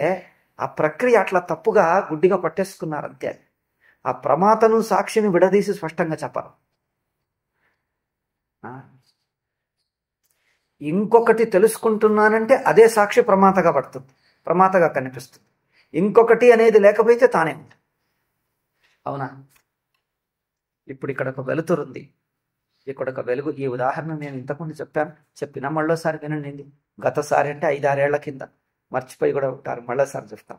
ఇక్కడ దీపం ఉన్నది, దీపం వెలుగున్నది. ఈ వెలుగు దీపం జ్వాల నుంచి, జ్వాల అంటారు కదా, దీపం జ్వాల నుంచి వెలుగొస్తే అన్ని దిక్కులు సమానంగా ప్రసరిస్తుంది. మధ్యలో ఇక్కడ ఒకటి వస్తువు పెడితే, ఒక పుస్తకమో ఏదో, పుస్తకం ఎందుకు తీసుకున్నాం, చెయ్యి పెడితే ఈ వెలుగు వచ్చి దీపం నుంచి ఎంత వెలుగు వస్తుందో ఈ చేతిని వెలిగించటానికి మొత్తం వెలుగు అవసరమా? దీపం నుంచి ఎంత వెలుగు బయటకు వస్తుందో మొత్తం వెలుగు అవసరమా? ఆ మొత్తం వెలుగు అంతటా ప్రసరిస్తుంది. ఇందులోంచి కొంత వెలుగే చెయ్యి మీద పడుతుంది, మిగిలింది ఇటు పడుతుంది, ఇటు ఇంకా పక్కకి వెళ్ళిపోతుంది వెలుగు. అవునా?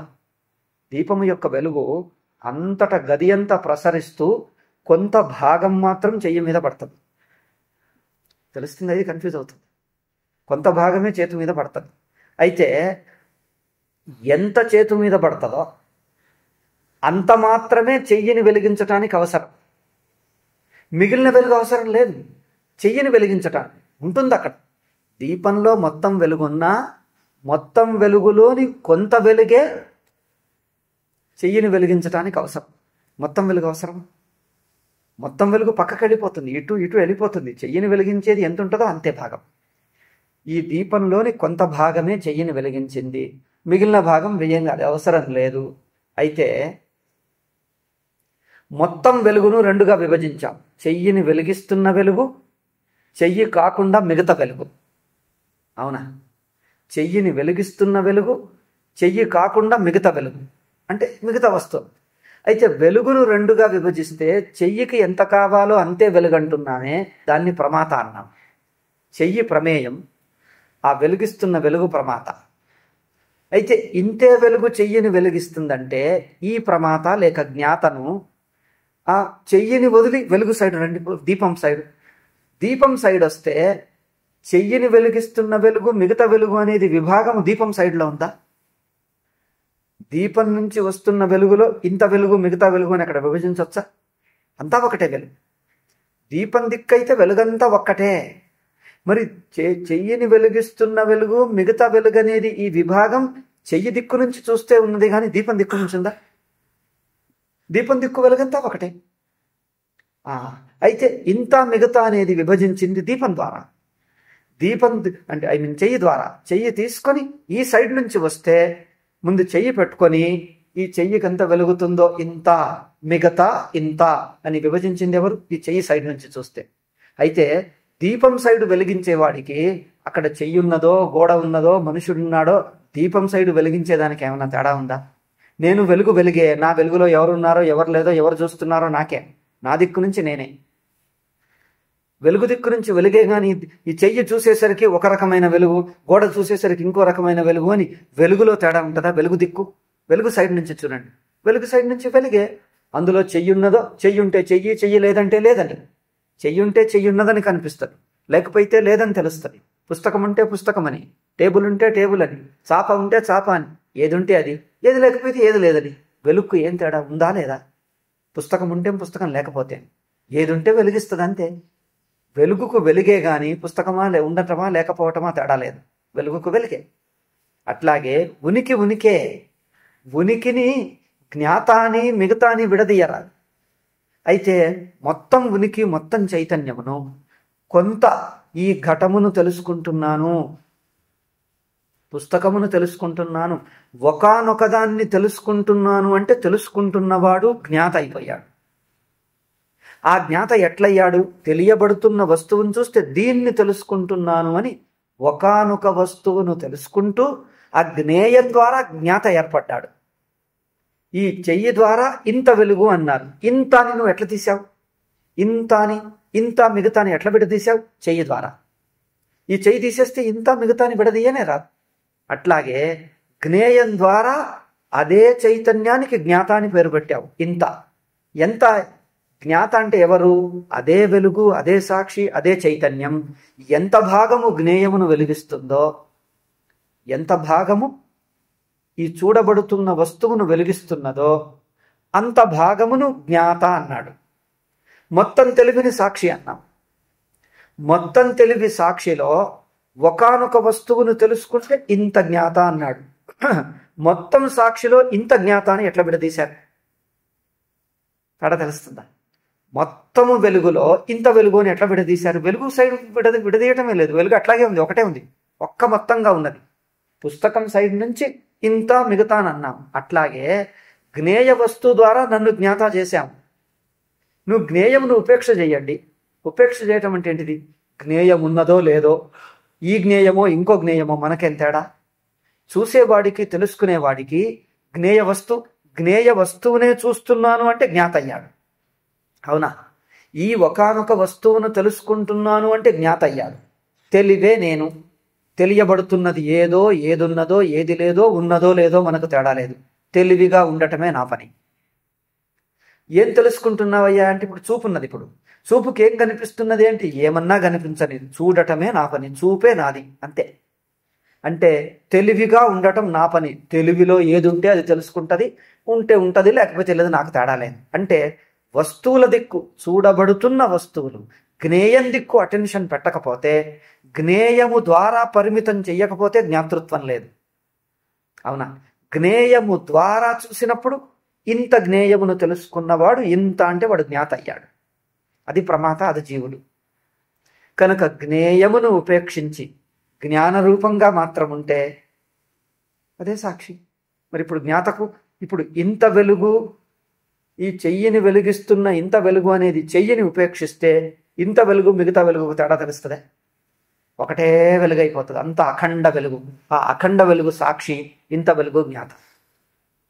ఇంత వెలుగు అనేది అఖండం నుంచి ఎట్లా విడదీశాం? అక్కడ విడదీయటం లేదు, ఊరికే కల్పన మాత్రం, అక్కడ ఏమీ లేదు, విడదీయనే లేదు, అట్లాగే ఉంది. అది ఒకటే వెలుగుగా ఉన్నది, ఒకటే జ్ఞానస్వరూపంగా, ఒకటే చైతన్య స్వరూపంగా ఉన్నది. దాంట్లో కల్పించి ఇంత జ్ఞాత అని పెట్టాం. దీన్ని తెలుసుకుంటే జ్ఞాత. మరి దీన్ని తెలుసుకున్న జ్ఞానానికి ఏం తేడా?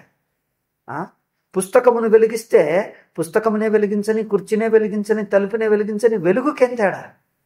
వెలుగు వెలుగే, సాక్షి సాక్షి, ఏదైనా ఉండని, ఏదంటే ఏం లేకపోతే. అట్లా మనము జ్ఞేయం దిక్కు అటెన్షన్ ఎక్కువ పెట్టుకొని జ్ఞాత అయి కూర్చున్నాం, జీవుడై కూర్చున్నాం, కర్తాభోక్త జ్ఞాత. జ్ఞాత ఎందుకు అయ్యాడంటే జ్ఞేయం మీద దృష్టి ఎక్కువ అవుతుంది.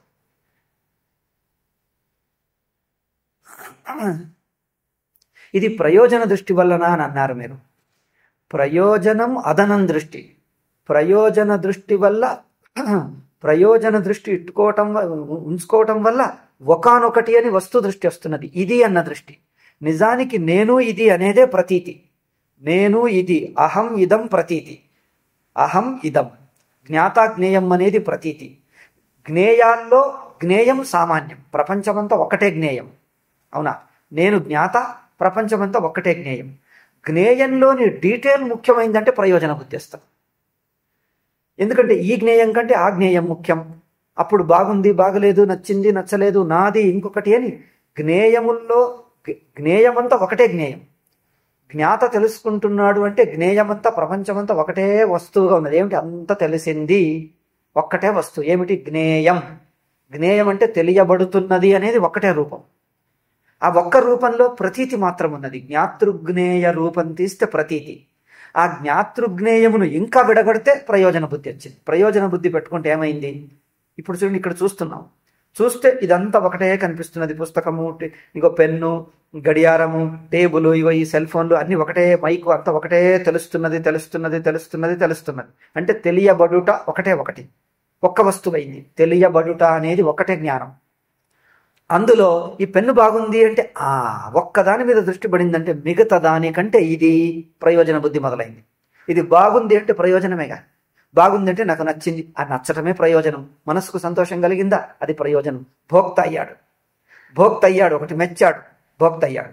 మెచ్చలేదు అంటే మరి కర్మయోగంలో భోగబుద్ధిని వదలటమే కర్మయోగం. అది సరేలేదు, సాయంత్రం చెప్తాం.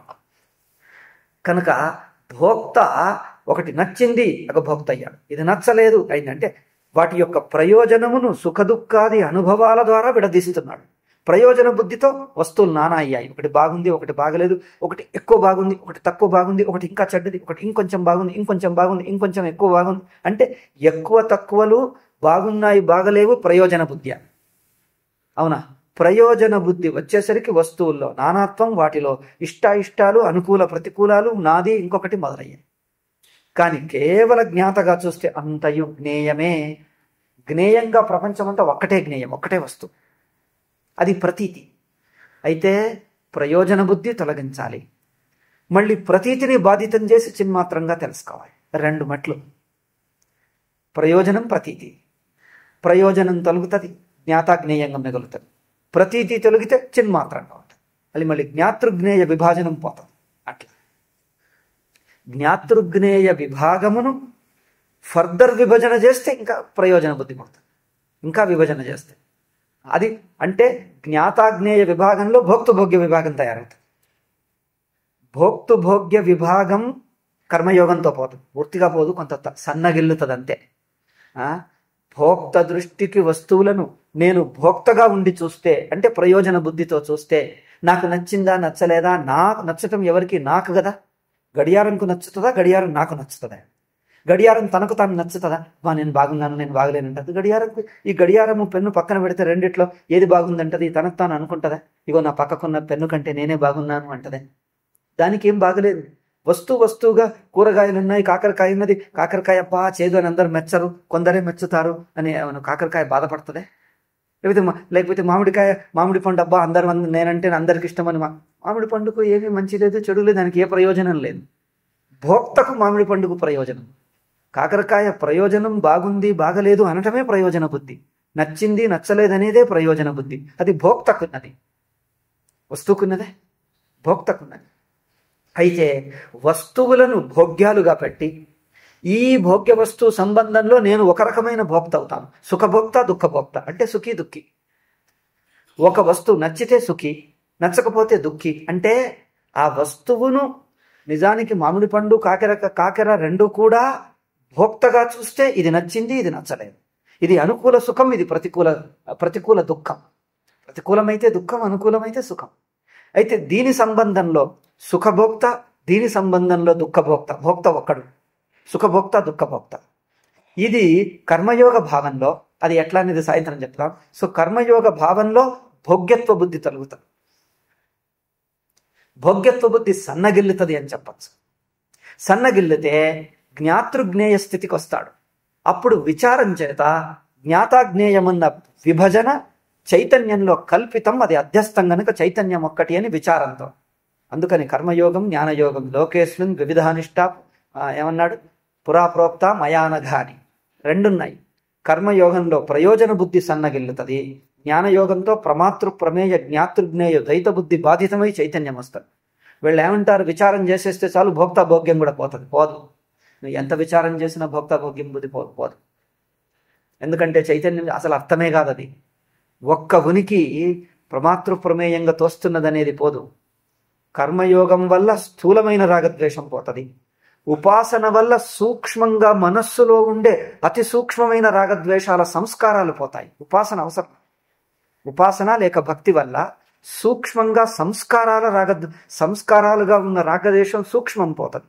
ఇంద్రియాల స్థాయిలో ఉన్నటువంటి స్థూలమైన రాగద్వేషాలు కర్మయోగంతో శ్రద్ధ, భక్తి, సేవ, ఈ ఆరాధన భావంతో, పూజ్య భావంతో, నామరూపాలు, జగత్తు, బంధువులు, ప్రపంచమంతా పూజ్య భావం పెట్టుకుంటే స్థూల రూపంలోని స్థూల రాగద్వేషం పోతుంది. కర్మయోగము, ఆరాధన భావం, సేవ, దీనివల్ల సూక్ష్మమైన సంస్కార రూపంగా ఉన్న రాగద్వేషం సమష్టి ఉపాసన చేస్తే అందులో పోతుంది. అప్పుడు ప్రతీతి మిగులుతుంది, జ్ఞాతృజ్ఞేయం. అంతే. జ్ఞాతాజ్ఞేయం ప్రతీతి విచారం చేత అందుకే స్వామీజీ అధ్యాసో అవిద్య అన్నారు. ఏమిటి అధ్యాస? జ్ఞానాధ్యాస అన్నాడు, అర్థాధ్యాస అనలే స్వామీజీ. అర్థాధ్యాస లేదన్నాడు. అధ్యాస జ్ఞాన రూపం, అధ్యాసో మిథ్యా ప్రత్యయ రూప. ప్రత్యయం అంటే జ్ఞాతృజ్ఞేయ రూప ప్రతీతి. ప్రతీతే ప్రత్యయం. ప్రతీతి ప్రత్యయం. ఆ ప్రత్యయమే జ్ఞానం తీసేస్తుంది. విచారము లేక జ్ఞానం ఏం తొలగిస్తుంది? ప్రతీతిని తొలగిస్తుంది, వస్తువుని తొలగించదు. భోగ్యం అనేసరికి వస్తు అవుతుంది. నువ్వు భోక్తగా ఉండి భోగ్యం చూస్తే వస్తువులుగా కనిపిస్తాయి. వస్తువులుగా అనిపిస్తున్నవి ప్రతీతి కావాలి, అప్పుడు జ్ఞానయోగం మొదలవుతుంది. ప్రపంచము నీకు వస్తువులుగా కనిపిస్తే జ్ఞానయోగం విచారం ఏం పనిచేయదు, అది పనే చేయదు. వస్తువులుగా అనిపిస్తున్నది ప్రతీతి కావాలి. కర్మయోగం వల్ల, ఉపాసన వల్ల జగత్తంత ప్రతీతి, నేను జ్ఞాతాజ్ఞేయం. ప్రతీతి విచారంతో బాధితం అవుతుంది. ఈ ప్రయోజన ప్రతీతి, ఈ రెండు స్థాయిలు స్పష్టం లేకనే ఇష్టం వచ్చినట్లు కల్పిస్తున్నారు, కన్ఫ్యూజ్ చేసి పెడుతున్నారు. చేస్తున్నారంటే స్వయం మూఢ జ్ఞానం, వాళ్ళు కన్ఫ్యూజ్ అయ్యి ఇతరులకు అదే చెప్తారు. కనుక ప్రయోజన బుద్ధితో వస్తుభావం తొలగుతుంది. అది వస్తుభావం తొలగి అంతయు జగత్తంతా ఒకటే విశ్వరూపంలా ప్రతీతి, అవస్థారూప ప్రతీతి. ప్రతీతిలో జ్ఞాతృజ్ఞేయం రెండే ఉంటుంది. ఆ ప్రతీతిని అధ్యాస అన్నారు. ఆ అధ్యాస జ్ఞానం చేత తొలగుతుంది. జ్ఞానయోగం ప్రతీతిని తీసేస్తుంది. ప్రతీతిలో ప్రతీతి అంటే జ్ఞాతృజ్ఞేయ రూపంగా ఉన్న ప్రతీతి, జ్ఞాతాజ్ఞేయం అంటున్న రూపంగా ఉన్న ప్రతీతి ఇంకా గట్టిపడుతుంది. నేను భోక్త భోగ్యం అయ్యేసరికి భోక్త భోగ్య స్థాయిలో ఎక్కువ గట్టిగా ఉంటుంది. ఆ స్థాయిలో నువ్వు విచారం చేస్తే భోగ్యం పోదు.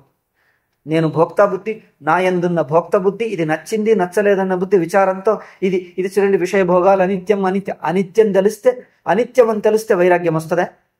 చెప్పండి. భోగాలు అనిత్యం, సుఖాలు అనిత్యం అంటే వస్తుందా? మీరు చెప్పండి. ప్రపంచంలో ఎవరైతే రాగం వల్ల భోగాల యందు ఆసక్తులై ఉన్నారో వస్తువులు అనిత్యమని వాళ్ళకి తెలియదా? మీరు అనిత్యం అనిత్యం అంటారు. వస్తువులు అనిత్యం గనకనే జారిపోతుందని గట్టిగా పట్టుకున్నాడు. వాడికి అనిత్యం తెలియకనా? అనిత్యమైతే రాగం ఎక్కువైంది వాడికి. అనిత్యం వల్ల రాగం పోలే.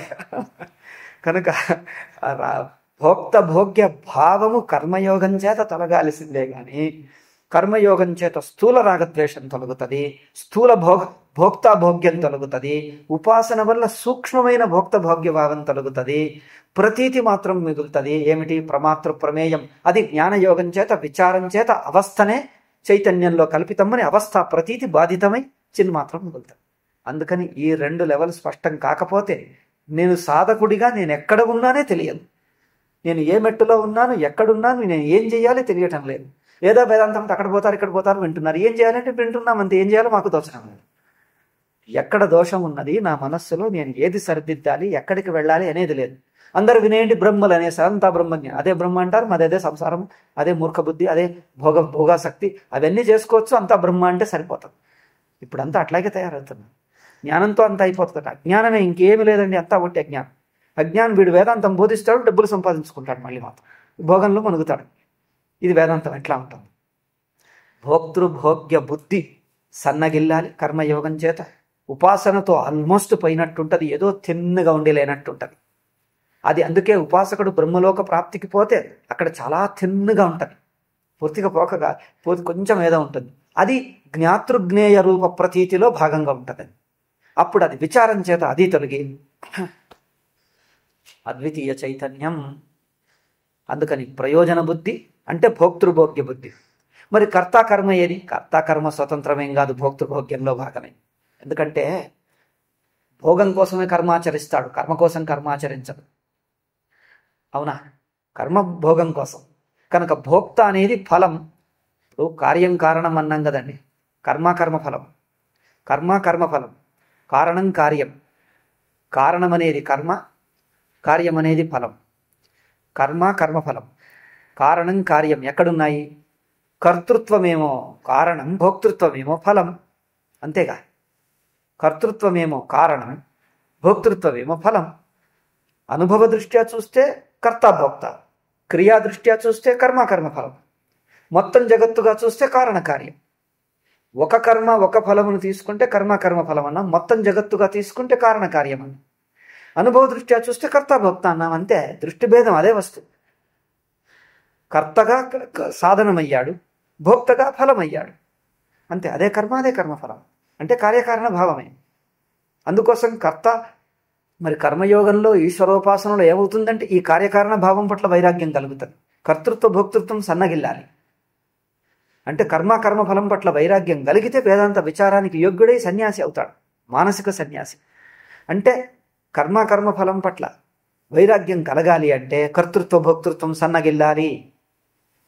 మేము పనులన్నీ మానేస్తే చాలు, మాకు కర్మఫలం వదిలేసామండి అంటారు. చూడండి ఎట్లా కుటుంబ బాధ్యతలు వదిలేసి సోమరిలా కూర్చుంటే ఇంకొకటి సమాజం మీద తను సంపాదించుకోవటం మానేస్తాడు. ఇంకేమంటాడు? నేను సన్యాసం అంటాడు. ఇంకోటి ఏమంటాడు? వాళ్ళని వీళ్ళని మీరు తెచ్చి నన్ను పోషించండి అంటారు. అయితే ఏమైంది? ఇప్పుడు ఇక కర్మ వదిలేస్తే అయిపోయిందా అంటే బాధ్యతలు వదిలేయటం అని అర్థం. అది కాదు, కర్తృత్వ భోక్తృత్వం సన్నగిల్లాలి. అది కర్మయోగము ఉపాసన వల్ల వస్తుంది. అది సన్యాసం, అది వైరాగ్యం. అంతేగాని కర్మలంటే బాధ్యతలు వదిలేసి కూర్చుంటే కర్మత్యాగం సన్యాసంగా. ఎందుకంటే కర్మఫలం, కర్తృత్వమేమో కర్మ, భోక్తృత్వమేమో ఫలం. కర్తృత్వం భోక్తృత్వం రెండా అంటే అదే. నువ్వు అభిమానం రెండిట్లోనూ ఉన్నది. కామన్ ఏమిటి? దేహేంద్రియాల అభిమానమే. అవునా? కర్మేంద్రియాల అభిమానం వల్ల కర్త అన్నాడు. ఇంద్రియాలు, జ్ఞానేంద్రియాలు లేక మనస్సు అభిమానం వల్ల కర్మలు ఆచరిస్తే ఏమవుతుంది? ఒక అనుభవం కలుగుతుంది. అనుభవం అంటే దేహ ఇంద్రియ మనస్సుల ఒక స్థితి. ఆ స్థితి అభిమానం భోక్త అన్నాడు, కర్మేంద్రియాల అభిమానం కర్త అన్నాడు. అంతే. కర్మేంద్రియ అభిమానం కర్త అన్నాడు, ఇంద్రియ మనస్సుల ఒక స్థితి పొందుతాడు, ఆ స్థితి అభిమానమును భోక్త అన్నాడు. అందుకోసం ఈ బాహ్య రెండు స్థితుల అభిమానం తగ్గితే ప్రతీతి మాత్రం మిగులుతుంది. ప్రతీతి అంటే ఏమిటి? ఆ ప్రతీతిలో ఇంద్రియాభిమానం వదిలితే, ఇప్పుడు చెప్పాం కదా, రూపరంగు ప్రతీతి వదులుతుంది. మనస్సు అభిమానం వదిలితే ప్రమాతృ ప్రమేయ ప్రతీతి వదులు చైతన్యంగా మిగులుతుంది. అట్లా ఉండాలి. మనం లేకపోతే ఎక్కడున్నాడు సాధకుడు, ఏ స్థాయిలో ఉన్నాడు, ఏ మెట్టు మీద ఉన్నాడు అని తెలిస్తే, ఆ మెట్టులో ఏ దోషాలు ఉన్నాయని తెలిస్తే అవి ఒక్కొక్కటి తొలగిస్తూ పోవస్తుంది. లేకపోతే ఏం ఒక్కర్లేదట, అంత అవస్థాత్రయం వినేసి అన్నీ అయిపోతుంది అంటున్నారు. మరి అందరూ వింటున్నారు, ఏమీ అవటం లేదు. వాక్యాలు గట్టి అవుతాయి, అందులో చెప్పిన తర్కాలు యుక్తులన్నీ కంఠస్థమవుతున్నాయి. అవునా? యుక్తులు కంఠస్థమవుతాయి, మళ్ళీ ఇతరులకు చెప్పొచ్చు. అంటే నిరంతర శ్రవణం లోపల కూడా శ్రద్ధతో భక్తితో చేస్తే అది ఒక రకమైన ఉపాసన అవుతుంది. దాంట్లో కూడా కొంతవరకు ఉపాసనగా అయితే అది ఒక పూజ్య భావంతో శ్రవణం చేస్తే నిరంతర పరమాత్మ గురించే అవస్థలకు సాక్షి అయిన అనంత అఖండ ఉనికి అన్నాం కదా, అది పరమాత్మ. ఇప్పుడు అనంత అఖండ ఉనికి అనేది అనుభవంగా చూస్తే జ్ఞానయోగం అవుతుంది. అది అనుభవం కాకుండా చూస్తే భావనాత్మకం అవుతుంది, అది ఉపాసన అవుతుంది అన్కాన్షియస్. అవునా? అఖండ ఉనికి అనేది అనుభవంగా చూస్తే అది జ్ఞానయోగం అవుతుంది, అది నిర్గుణం అవుతుంది. అనుభవంగా చూడకపోతే ఊరికే కథలాగా వింటే అది ఉపాసన అయిపోతుంది. కనుక పూజ్య భావంతో విండి అంతయు ఒకటే అనేది భావన అయింది. పోనీ ఆ భావననన్నా పూజ్య భావంతో వినాలి, అయితే అది ఉపాసన అవుతుంది. మనస్సులో దోషం కలుగుతుంది, అంతఃకరణ శుద్ధి అవుతుంది. కొంత అది అవాంతర ఫలం కానీ అవుతుంది. కనుక విచారం కూడా శ్రద్ధాభక్తితో చూస్తే కొంత అవుతుంది, కానీ ప్రత్యేకంగా చేస్తే ఇంకా స్పష్టంగా అవుతుంది అని చెప్పామంతే. దాన్ని అదే ఉనికిని, అదే చైతన్యమును అనుభవంగా చూస్తే విచారం అవుతుంది. అది అనుభవం ఇటు చూడటంలే మనస్సు. ఎందుకంటే ఇంకా కర్తభోక్త ఉన్నవాడికి అనుభవంలో చూడరాదు. ఎంత చెప్పినా ఊహగా చూస్తాడు. ఇటు తిరిగి అంతర్ముఖం కాలేదుగా. కర్తృత్వ భోక్తృత్వం సన్నగిల్లితే అంతర్ముఖం అవుతుంది. అంటే ప్రతీతిగా చూస్తాడు, అవస్థా దృష్టితో చూస్తాడు. అది సన్నగిల్లకపోతే చెప్పిందల్లా ఊహగా వింటాడు. ఆ ఊహగా విన్నదాన్ని పూజ్య భావంతో పవిత్ర భావంతో వింటే అది ఉపాసన అవుతుంది, భావశుద్ధి అవుతుంది, తర్వాత అంతర్ముఖత వస్తుంది, తర్వాత చేస్తాడు. కనుక 8:30 ఏమైందా, సరే తర్వాత చెప్తాం. కనుక ఆ ఉనికి గురించే చెప్తున్నాగా, ఇంక మనం తర్వాత పాఠంలో చెప్తాం. కనుక కర్తృత్వ భోక్తృత్వము సన్నగిల్లితే అది ప్రయోజన బుద్ధి తగ్గాలి. ఇంకా అందులో కొంచెం సూక్ష్మం ఉన్నది. ఒక్కొక్కసారి కర్మను భోగంగా చూస్తాం. చూడమా, కర్తృత్వం భోక్తృత్వం అనేవి రెండు ఒక సామాన్యంగా చెప్పాం. ఒక్కొక్కసారి పని చేయడంలో కూడా సుఖం అనిపిస్తుంది. అంటే ఆ పని కూడా ఒక సుఖరూపమైంది. అంటే పని చేస్తుంటే హాయిగా అనిపిస్తుంటుంది అండి. అక్కడ కూడా భోక్తృత్వం అవుతున్నది, కర్తృత్వం అవుతుంది. ఒక అంశం ఇది, ఒక అంశం అది అవుతున్నది. అవునా? ఒక్కొక్కసారి విషయం చూస్తే చాలు తెలుసుకున్నా భోక్తృత్వం అవుతుంది. అదేదో చెట్లు ఆకులు చూడటానికి అందంగా ఉన్నాయన్నారు, చూస్తున్నారు. అది రంగులు, ఆకుల రంగు, పూలున్నాయి, చిగుర్లున్నాయి, ఆ పువ్వుల రంగు కనిపిస్తే జ్ఞానం. అది బాగుంది అంటే అది భోక్త అయింది. చూడండి, అక్కడే బాగుంది అనిపించిందా, నచ్చిందంటే భోగం అయింది వెంటనే. అక్కడే జ్ఞానంతో భోగం అవుతుంది. జ్ఞాతృత్వంతో భోక్తృత్వం ఉంది, కర్తృత్వంతో భోక్తృత్వం ఉంది. ఎట్లున్నా భోక్తృత్వం కరగాలి. కర్తృత్వం లోపల కర్తృత్వం ఎందుకోసం అంటే భోక్తృత్వం కోసమే. అంటే కర్మ, కొందరికేమో కర్మ వల్ల ఫలితం వచ్చాక అనుభవించాలి అనేది ఒకటి, చేస్తుంటేనే ఆనందం గనక అందులో అనుభవించడం, రెండు రకాల భోగాలు. ఒకటి కర్మ ఆచరణలో భోగం, లేక ఫలం వస్తే భోగం, రెండు రకాలు ఉంటారు. మరి పరమలౌకికుడు కర్మ చేయటం బరువుగా భావించి మోసుకుంటూ బరువుగా మోస్తాడు, ఫలం వచ్చిన తర్వాత పరవశించిపోతాడు. ఇక కొంచెం సజ్జనులు, సంస్కారవంతులు కర్మను కూడా సంతోషంగా ఆనందించయ్యా అన్నవాడు ధర్మాత్ముడు తన కర్మల్ని, కర్తవ్యాలను శుష్కంగా ఆచేస్తాడు. అవునా? ధర్మాత్ముడు అంటే అర్థం ఏమిటి? తను చేస్తున్న కర్మలను కూడా కొంత సంతోషంగా, కొంచెం కష్టపడుతున్నా కష్టమును సంతోషంగా చేస్తాడు. ఇక మిగతావాడు ఫలం మాత్రం చూసిన వాడు కర్మల్ని మాత్రం బరువుగా భావించి, అబ్బా ఎప్పుడైపోతుందా ముగిస్తాను, నాకు ఫలితం వస్తే చాలు. కర్మ గౌణం, ఫలం మాత్రం ముఖ్యమంటాడు. అవునా? వాడికి కర్తృత్వం గౌణం, భోక్తృత్వం మాత్రం ముఖ్యమంటాడు.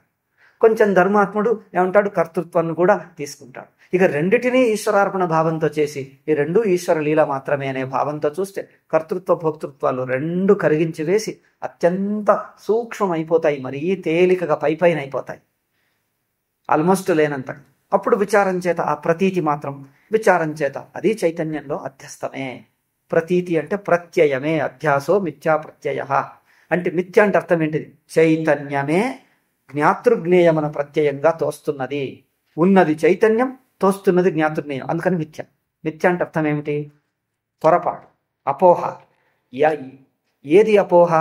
జ్ఞాతృజ్ఞేయంగా తోచటం అపోహ. దేని గురించిన అపోహ? ఒక్కటే చైతన్యంగా ఉన్నదాని గురించి జ్ఞాతృజ్ఞేయం అనేది అపోహ. జ్ఞాతృజ్ఞేయమన ప్రత్యయమే తప్పుడు ప్రత్యయం, అది అపోహ రూప ప్రత్యయం. ఒక్కటిగా ఉన్న చైతన్యం గురించి ప్రమాతృప్రమేయ రూపంగా తోస్తున్నది తప్పుడు ప్రత్యయం, అది అధ్యాసం, అది ప్రతీతి, అది బాధితం కావాలి. సరే, ఓం శాంతి శాంతి శాంతి. హరి ఓం శ్రీ ఓం శాంతి శాంతి శాంతి. హరి ఓం శ్రీ గురుభ్యో నమః. హరి ఓం తత్సత్.